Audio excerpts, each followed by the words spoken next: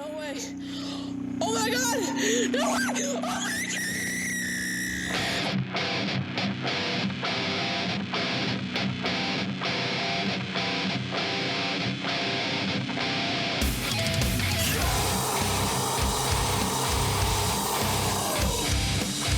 Welcome, everybody, to the very first installment of the Between the Seasons murder break between seasons 4 and 5.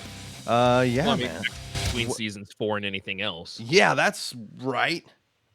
What Greg said. Speaking of which, how goes it? Hello, Greg. Rock solid, dude. Rock fucking solid. That was the volume was all the way down, but I did have your theme Play playing. me in. Play me in. How goes it, Hello, Greg? I see the lights and then the crowd just all at once now. I'm fine. Good. Still rock solid. Rock solid. Good to hear. How are you? I'm under the weather, but I'm here, man. I'm here for the people. Oh, the people. I was like, what peephole? You hear that, people? So, you guys have been part of Between the Seasons Between the Season murder breaks with us before. Yes. So, we've got a couple little stories for you. Mainly, we just want to say hey and thanks for all the support throughout the first 4 seasons here. You really got Hella, Greg, and I through some tough times and wondering if we were really going to make it. And Greg and I were actually just having this conversation yesterday. Yeah, I was thinking it was last night. About how I never thought we'd make it to 100. I was like, when we started this, I didn't think we were going to make it to 100 episodes. I had like 25 or 30 outlines like ready to go thinking, well, I might make it through half of these. And here we are, 101, 102 are kind of being produced and 101's being tracked tomorrow. So we've really done it, man. Did it. We made it to triple digits. We saw something through. Woo! So far. So, thank you guys for supporting that because it's really kept Greg and I on track to want to keep doing it when we know there's people out there that want to keep taking it in. So that's really important to us. And there was a guy who mentioned getting my face tattooed on his leg, and I feel like if he does that, I can't quit. So there you go. Either don't do that so I can quit, or do that and know you've doomed him to a life of podcasting. I'm just gonna be broke and fucking homeless, being like, "What's up, guys? It's Greg. Make sure to like and subscribe." I had to sell the hella. I had to sell the hella. And I'm sure most of you have heard us talk about it by now or say it by now, but we do have 2 other shows you guys can take a look at and listen to while we are away. How do they go? Tell me about them. Super Simpsons Show comes out every Monday, except last Monday, sorry. And it is about Greg and I sitting down talking about our favorite television show of all time, The Simpsons. I was going to say Futurama. Yeah, The Simpsons, totally. In the same wheelhouse. How have you liked putting together the show so far, Greg? We've recorded, I think, over 40 now. Yeah, and I'm having a blast with it. I think it's fun. Just because I enjoy talking about The Simpsons. Yeah. One thing I noticed, looking back at it, in fact, it was like 2 weeks ago or something. Episodes are getting longer. Like they're not like we do. It's not shot for shot of the show. We're not like, and then Homer walks in and says, and then Bart turns to his left and says, and it's not show notes like that. We just talk about our favorite parts and the plot points that we really like and. A lot of times it does end up getting you a good amount of the 47, episode. 52 minutes, and I was like, holy shit. Like, yeah. It doesn't feel like that when we're recording it. We love The Simpsons, guys. That's really all there is to it. And knowing that those episodes are an hour long, also knowing that we record 2 to 4 at a time most times, knows our love that goes into The Simpsons. It's a night of The Simpsons! Sorry for the clip show! So... We've also got Death & Co. You guys have probably, if you're listening to this, that means you're a regular listener to the Serial Chiller show, which means you've probably heard Lindsay and or Brie on the show. They also have a show on the network, the Super Network, thesupernetwork.com. Death & Co. podcast. They do everything death. They also, sprinkle in a little humor. Yes, we mostly have dark shit on the network right now, but what are you going to do right now? Dark shit is so hot right now. If you look closely in the background, you can see some of your other Super Network favorites. There's the Super Simpson Show, Oh, look, check that out. Over to the right there, that's Death and Co. podcast. Oh, over up in the tree, do you see that? Serial Chillers podcast.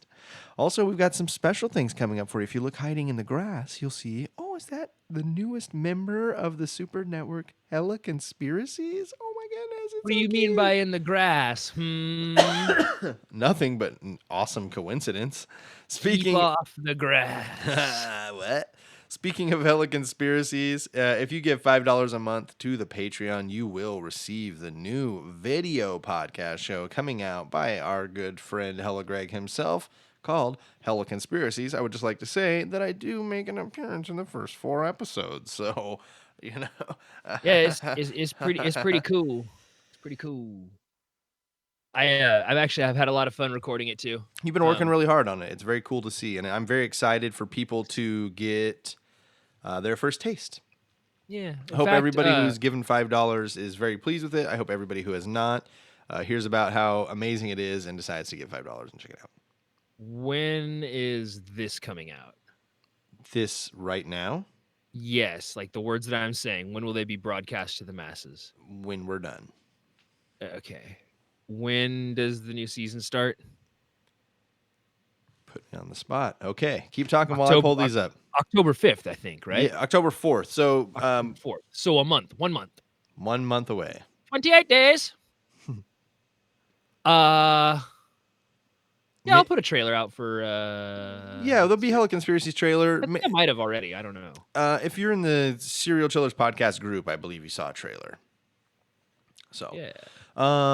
yeah, keep your eye out for that. It will correspond with season 5, so it should be coming out right before, right after, right around the same exact time as the launch of season 5. Same exact time. Early both. October. It will be fall. We will all be happy and less Murder sweaty. season is upon us. Yes, let's do it. So that's patreon.com/Serial Chillers podcast if you want to give to get that show. Threadless.com, what is it? SerialChillersPodcast.threadless.com for merchandise needs. TheSuperNetwork.com for stickers. Just go to the Super Sticker Shop. That's what it is. You can find us on all the social medias at Serial Chillers Podcast, except Twitter, which is at Chillers Podcast, and 1-805-666-2513 if you want to call us, you want to text us. We listen to all that stuff, and we appreciate it when people reach out to us. Sometimes we just get it in the middle of the day, and it's nice to just see someone being like, hey, have you heard of this story? And sometimes we haven't, and sometimes we've gotten that story sent to the inbox 27 times. It doesn't matter. We love it. We love the ideas. We love everybody calling. We love everybody texting. We don't have the phone on very often, so it's going to go straight to voicemail most of the time. But we get those directly. Well, the problem is I lost the charger, and that's just where we're at with it now. So, leave the voicemails, send the text. They get forwarded somewhere where we'll get them pretty instantly. So we really appreciate shit battery life. It's one of those little flip phone burner things that you I get told us we should have gone with the Nokia. That's all I'm saying. Things are analog. That's it. What's 4G? What's 3G? So what's digital? My phone's in a bag. Mine, you have to use the fucking, what's it called? The rotator? Mine you have to plug in a car. So I've got a couple quick articles for you. They are, they're death related because that's what we do, right? I mean, in the end, that's what one of us does. Yeah. So and really too, to be honest, we've been going really hard on season 5 and Hella Conspiracies. We've got another little thing coming down the way that's going to be fun for everybody. So this outline, I won't lie to you, has 2 articles, but I don't have much else for it. Next week we have a couple ideas for the Between the Seasons Murder Break. Going to be a little more extensive for you guys, but today be short and sweet. I've got 2 articles for you. The first one is from Bob Keating at CBC News. It is titled, "Boy with a GoPro Helps Solve Decades-Old Missing Persons Case." So CBC, that's the Canadian Broadcasting Channel. That's correct. Canada. So young Max Warenka wasn't looking to solve the decades-old disappearance of 70-year-old Vancouver Island woman when he set out on a boat ride last month on Griffin Lake near Revelstoke, BC. But after a remarkable series of events, which included Max, who was 13, spotting a submerged vehicle with his GoPro camera just 3 meters from the shore. That's about 10 feet for you, That's 10 Americans. feet in freedom units. um, in the fall of 1992, Janet Ferris of Mill Bay, BC, was driving to a wedding in Alberta when she vanished without a trace. Her family notified police, and over the years came to believe she'd been in a fatal car accident, but no trace of her or the car was ever found. That's the tough part for me. It would be hard to be like, yeah, mom died in a car accident when you never even found the car. Dude, I'd be like, show me the car Yeah, or get out of my face. right. Then last month, the body of a woman was discovered in an overturned vehicle at the bottom of Griffin Lake, just off the Trans-Canada Highway in the Monashee Mountains.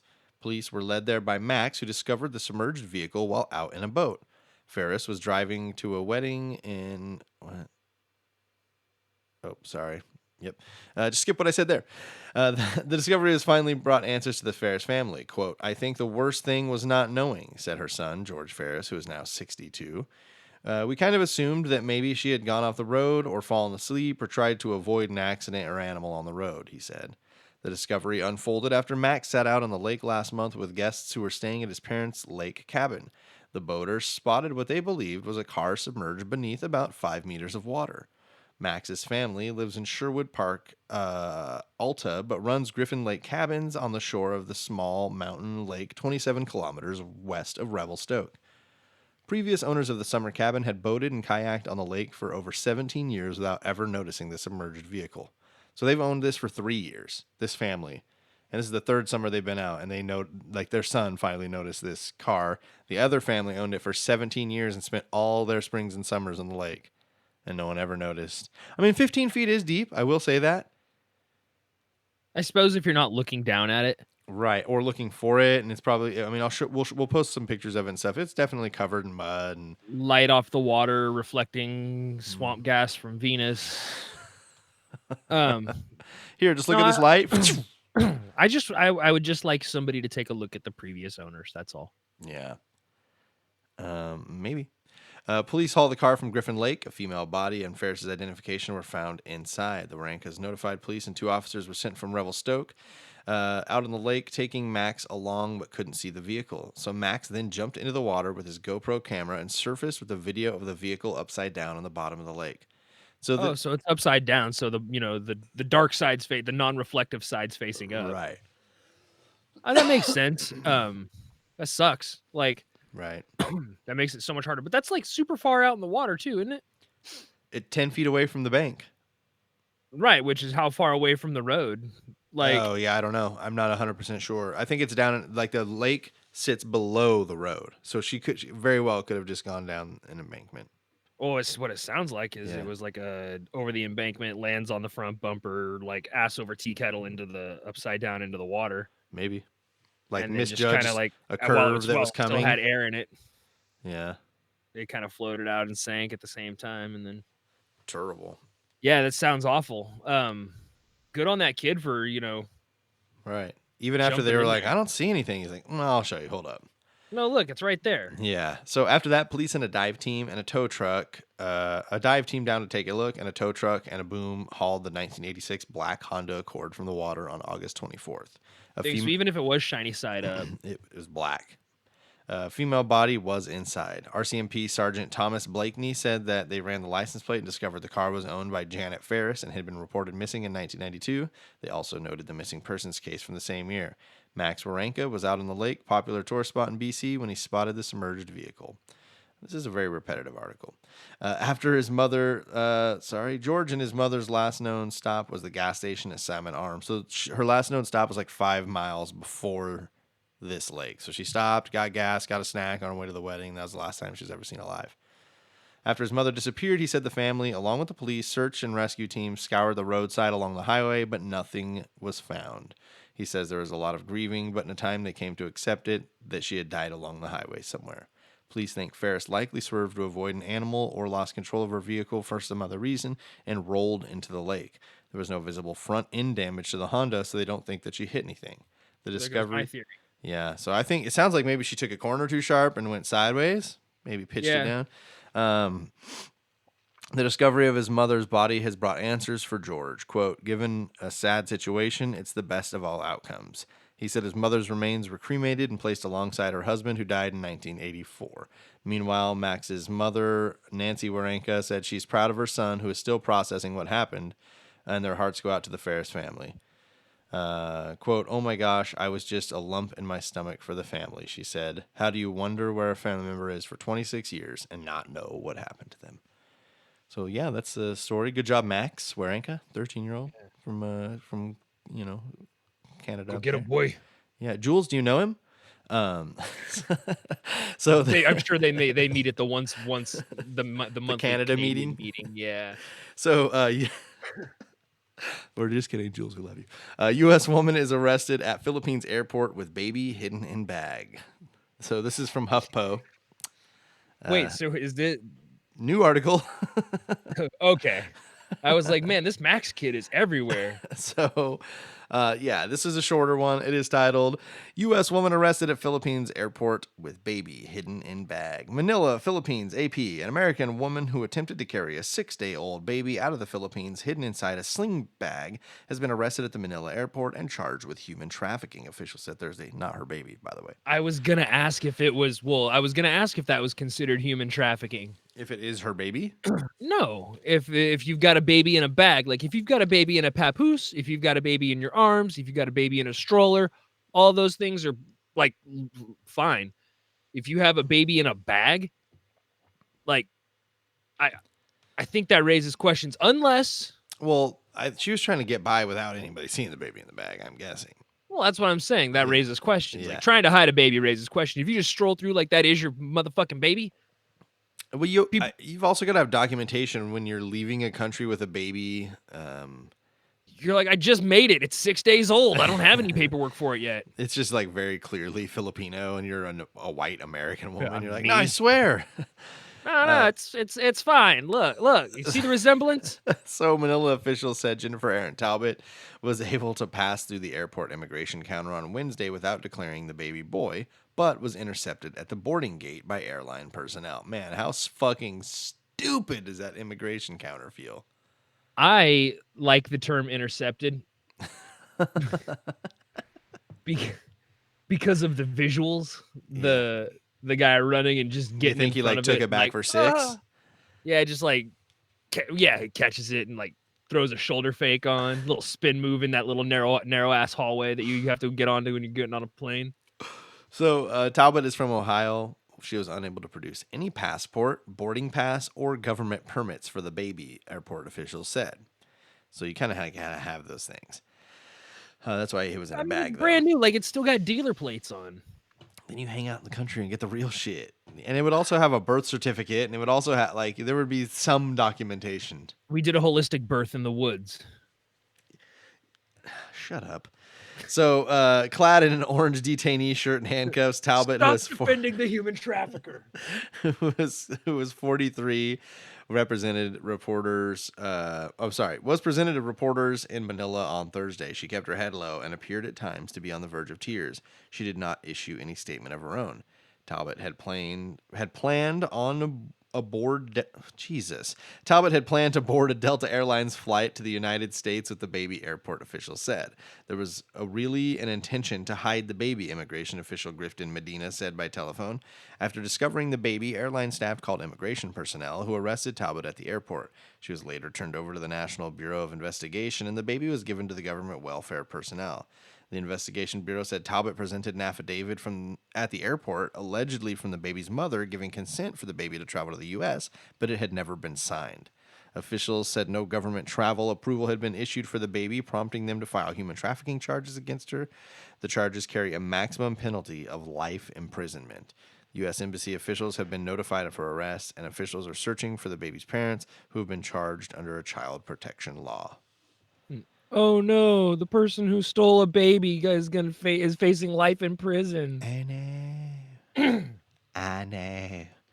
Yeah, so pretty terrible. You know, I gotta say, I'm glad to see all the human traffickers getting busted lately. This lady, it is nice. there's been people getting busted left and right. Hell, even all this Jeffrey Epstein bullshit. Like, good man, stop buying and selling people It's not. Like, It's I not don't cool, man. I don't have a whole lot of like really firm convictions, but one that I do have is like don't fucking buy and sell people. Please, Yeah. like So for real, for real. yeah, that's my plea to better humanity. Stop buying and selling people. Yeah, I'm with it, man. I'm with it. Finally, I said something you agree with. Yeah, there we go. Don't buy and sell people. Well, that's Between the Seasons Murder Break #1. You got anything you want to add before we jump off here, Greg? Stop buying and selling people. It's true. It's true. Stop doing it. So that's how we're going to end every show from now on. I'm going to say, Greg, is there anything you want to say? And you're going to say, Stop buying and selling people. and I'm going to say, don't talk to strangers.